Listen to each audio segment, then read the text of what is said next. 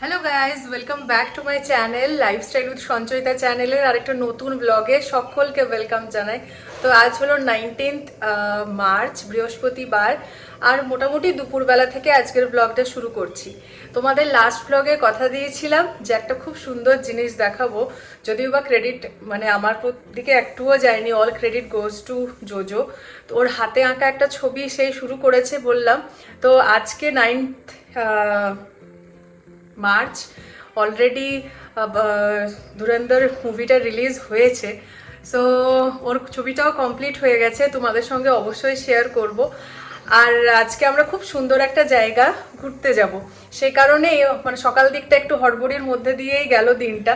আমরা ঘুরতে যাব ওই মোটামুটি সেকেন্ড হাফে, আফটার লাঞ্চ বেরোবো। তো চলো ঝটফট করে একটু রান্না করে নিই। আজকে একটু খিচুড়ি বানাচ্ছিলাম, ওই নিরামিষ গোবিন্দভোগ চালের যে খিচুড়িটা হয়, পুজোর খিচুড়ি, ওইটাই। আর তার সাথে যা হয় খিচুড়ির আনুষঙ্গিক যা সমস্ত কিছু, সেগুলোই বানানোর আছে। তো চলো ঝটফট ওইদিকে রান্নাটা চুকিয়ে নিই, তারপরে জোজোর কাছ থেকেই আঁকাটা দেখবে, মানে কি সুন্দর হয়েছে জিনিসটা। আর তারপরে আমরা বেরোবো, খুব সুন্দর একটা জায়গায় বেরোবো। আজকে যাওয়ার আছে মাকে নিয়ে ইস্কন টেম্পলে।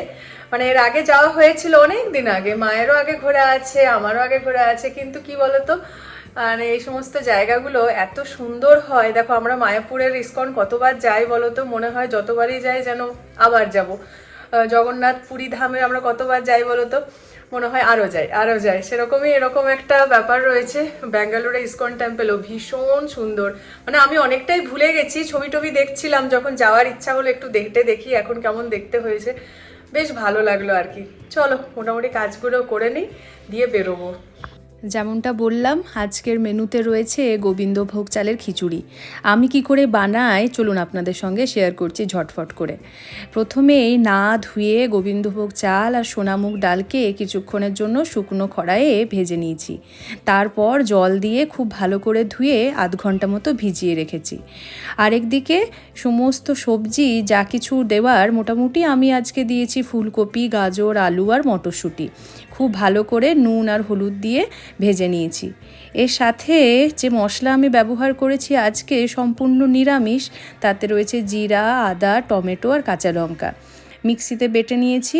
তারপরে কড়াইয়ে ঘি গরম করে ফোড়ন দিয়েছি শুকনো লঙ্কা, গোটা গরম মশলা আর 2টো তেজপাতা। তারপরে ধোয়া চাল আর ডালটা খুব ভালো করে মিক্স করে নিলাম ঘিয়ের সঙ্গে। ওপর থেকে যে মশলাটা পেস্ট করে রেখেছিলাম সেটাও দিয়ে দিলাম। খুব ভালো করে মিক্স করে জল ঢেলে তারপরে ধনে গুঁড়ো, জিরে গুঁড়ো, সামান্য লঙ্কা গুঁড়ো আর বেশ খানিকটা হলুদ গুঁড়ো দিয়ে দিলাম। এবারে ঢাকনা লাগিয়ে মোটামুটি সেদ্ধ হওয়ার পালা। 80% মতো যখন সেদ্ধ হয়েছে সবজিগুলোও মিক্স করে দিলাম। আরও ঢাকা লাগিয়ে কিছুক্ষণ ফোটানোর পর সব শেষে দিয়ে দিলাম সামান্য চিনি, কিছুটা গরম মশলা গুঁড়ো আর বেশ খানিকটা ঘি। সঙ্গে সঙ্গে রেডি করছি আমি যেটা খিচুড়ির সঙ্গে অনবদ্য কম্বিনেশন, গরম গরম বেগুন ভাজা। বেগুনের সাইজগুলোও দুর্দান্ত, মাঝে এক ফালি করে কেটে দিলেই হয়ে গেল। এই হলো আজকে আমাদের লাঞ্চের মেনু। পাঁপড় পোড়া, তার সঙ্গে বেগুন ভাজা, ডিম ভাজা আর গরম গরম ভোগের খিচুড়ি। চলুন খেয়ে ফেলি, তারপরে রেডি হতে হবে। তো রেডি হয়ে গেছি আমি, একখানা কুর্তি পরেছি আনারকলি। মন্দিরে গেলে মোটামুটি ওয়েস্টার্ন পোশাক আশাক আমি অ্যাভয়েড করারই চেষ্টা করি। ছোট্ট একটা টিপ লাগিয়ে নিয়েছি, এটার সঙ্গে বেশ মানানসই হয়েছে। আমরা বেরোচ্ছি, 2:30টার সময় বেরোনোর কথা, বাজে এখন 4টা। বেরোনোর সময় গাড়িগুলো এত বাজে করে, কোনো রকমে বুক হতে চাইছিল না। আধ ঘন্টার সময় তো ওই করেই গেল। আমি আর মা আর পোগো যাচ্ছি। চলো এইদিকে এইদিকে এইদিকে একটু হাঁটতে হবে। ঘড়ির কাঁটায় প্রায় 4টা, আমরা বেরিয়ে পড়েছি। অনেকটাই সময় লাগবে যেটা গুগল ম্যাপ বলছে, তবে রাস্তা এখন অনেকটাই খালি। দুপুরবেলা তো এই সময়টা মোটামুটি রাস্তাটা ফাঁকাই থাকে।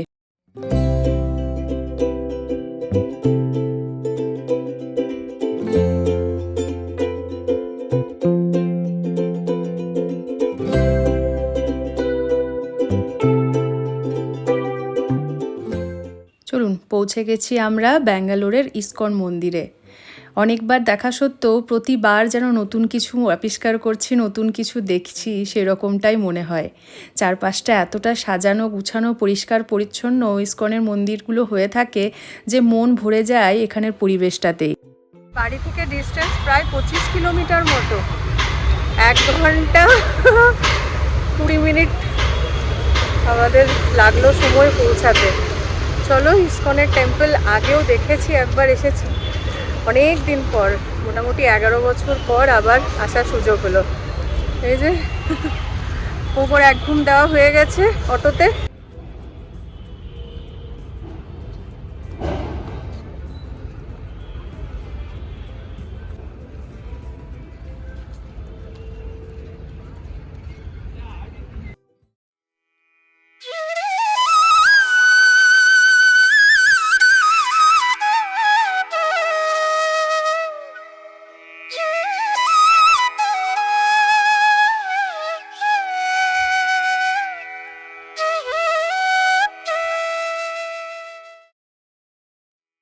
ইসকন কথাটির অর্থ হল international society for Krishna consciousness.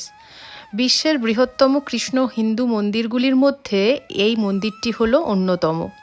1997 সালের মে মাসে বেঙ্গালুরুতে এই ইসকন মন্দিরটি উদ্বোধন করেন ভারতের নবম রাষ্ট্রপতি শঙ্কর দয়াল শর্মা। দ্রাবিড় স্থাপত্যশৈলীতে ঐতিহ্যগত শিল্পশাস্ত্র অনুসারে এই মন্দিরটি নির্মিত।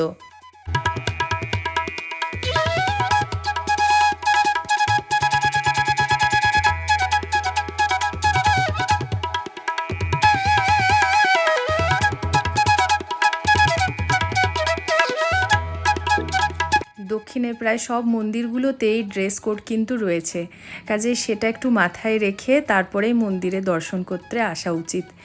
রয়েছে প্রচুর রেলিং, কিন্তু আজকে ভিড় না থাকায় কোনো রকমভাবে রেলিংয়ের মধ্য দিয়ে যেতে হলো না, ডিরেক্ট আমরা এরপরে মন্দির ভেতরে এন্ট্রি নেব।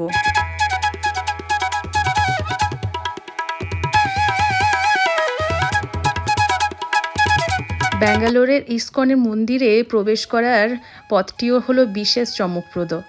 এইভাবে 108টা ছোট ছোট বেদি করা রয়েছে। প্রত্যেকটা বেদি পা দেওয়ার সময় আপনাকে মনে মনে জপ করতে হবে হরে কৃষ্ণ কৃষ্ণ কৃষ্ণ হরে হরে, হরে রাম রাম রাম হরে হরে। অর্থাৎ 108টা বেদির জন্য আপনি যখনই একবার করে নাম জপ করবেন, অটোমেটিক্যালি 108 বার কৃষ্ণ নাম জপ করে তবেই আপনি মন্দিরের ভেতরে প্রবেশ করবেন। হরে কৃষ্ণ কৃষ্ণ কৃষ্ণ হরে হরে, হরে রাম রাম রাম হরে হরে, হরে কৃষ্ণ কৃষ্ণ কৃষ্ণ হরে হরে, হরে রাম রাম রাম হরে হরে, হরে কৃষ্ণ কৃষ্ণ কৃষ্ণ হরে রাম হরে রাম। 6টি মন্দিরের একত্র সমাবেশ রয়েছে এখানে। প্রথম অর্থাৎ প্রধান মন্দিরে রয়েছে রাধাকৃষ্ণ, সাথে বলরাম এবং নিতাই গৌরাঙ্গ। এছাড়া শ্রীনিবাস গোবিন্দা, প্রহ্লাদ নরসিংহ এবং শ্রীল প্রভুপাদের মন্দির রয়েছে আলাদাভাবে। আমরা প্রথমে প্রহ্লাদ নরসিংহ, তারপর শ্রীনিবাসন মন্দির এবং সবশেষে রাধাকৃষ্ণের মন্দিরে গেলাম। মন্দির এরিয়ায় এসেছি আর মেন টেম্পলটা রয়েছে পিছনে। এই হলো মেন টেম্পল, আর ভেতরে কোনো রকম ফোন ক্যামেরা অ্যালাউ নয়, এখানে লেখা রয়েছে। এত দূর অবধি ওই জন্য ফোনে দেখাতে পারলাম। এর ভেতরে যেটা রয়েছে সেটা যে করে আমাদের দর্শন করতে হবে। বাট জায়গাটা অসাধারণ। এই সমস্ত জায়গা যতবারই আসো মনে হয় যেন আবার আসি। চলো ভেতরে যাওয়া যাক। বিশাল বড় টেম্পল, বিশাল বড়।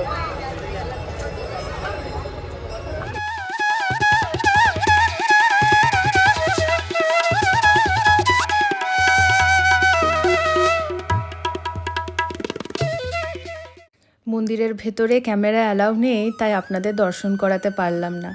আমরা অনেকক্ষণ বসে থাকলাম মন্দিরের ঠাকুরের সামনে, কীর্তন শুনলাম, আরতি দেখলাম, মন ভরে আজকে সন্ধেটা ঠাকুর নাম জপ করলাম। তারপরে বেরিয়ে পড়েছি আমরা একের পর এক সুন্দর সাজানো কতগুলো করিডোরের মধ্য দিয়ে। সবশেষে এসে পৌঁছেছি যে ক্যাফেটেরিয়া রয়েছে সেখানে। নিরামিষ খাবার দাবার এখানে প্রচুর ভ্যারাইটি আর সুলভ মূল্যে পাওয়া যায়। পোগো ভীষণ খুশি, কারণ ওর জন্য নেওয়া হয়েছে ডোনাট প্রথমেই, আর আমরা নিয়েছি এই মির্চি ভাজিগুলো। তারপর নেওয়া হয়েছে ব্যাঙ্গালোরের famous street food gobi Manchurian, আর তার সাথে নেওয়া হয়েছে ফ্রেঞ্চ ফ্রাই। এগুলো শেষ করার পর পোগোর ইচ্ছে হলো একটু মিষ্টি খেতে, সে কারণে নেওয়া হয়েছে এখানে ঢোকলা আর গরম গরম জিলেবি। সমস্ত খাবারই একদম ফ্রেশ আর গরম। ও তো তুমি আজকে এসে ভালো করেছো না, ঘরে থাকলেই ভালো হতো।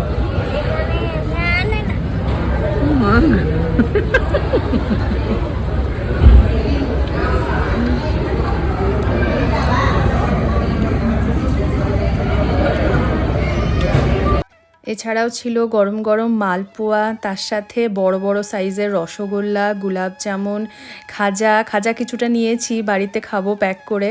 আর এটা হচ্ছে পুলিয়ারাম, এটাও দেখলাম একবার নিয়ে টেস্ট করে। দর্শন করে এখানে স্টলে প্রচুর খাবার, নিরামিষ জিনিসপত্র পাওয়া যায়, সব খেতে মোটামুটি 7:30, আর বাইরে বৃষ্টি আরম্ভ হয়ে গেছে। এই হলো ব্যাঙ্গালোরের এক সমস্যা, মানে একটু যদি গরম পড়েছে বৃষ্টি আরম্ভ হয়ে যায়, আর সেই বৃষ্টিটা হয় এই রাত্রিবেলাটায়, আর একবার আরম্ভ হলে কখন যে ছাড়বে তার কোনো ঠিক নেই। জানি না আমার ভয়েস শুনতে পাচ্ছ কি না তোমরা। মানে একটু কিছুক্ষণ আমরা বসে ওয়েটই করতে পারবো, এখন বেরোনো যাবে না।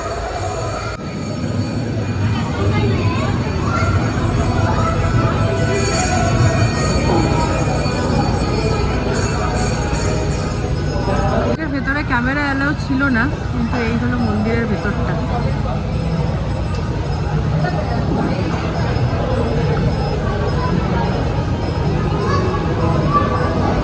প্রসাদের লাইন, যে মা প্রসাদ নিয়েছে, এখানে বসে সবাই খাচ্ছে। ঘড়ির কাঁটায় প্রায় 8টা, কোনো রকমে একখানা গাড়ি বুক করা হয়েছে, তারপরে আমরা বেরিয়ে পড়লাম এখান থেকে। একদম এটা গাম নয়, এটা বৃষ্টিতে ভেজা।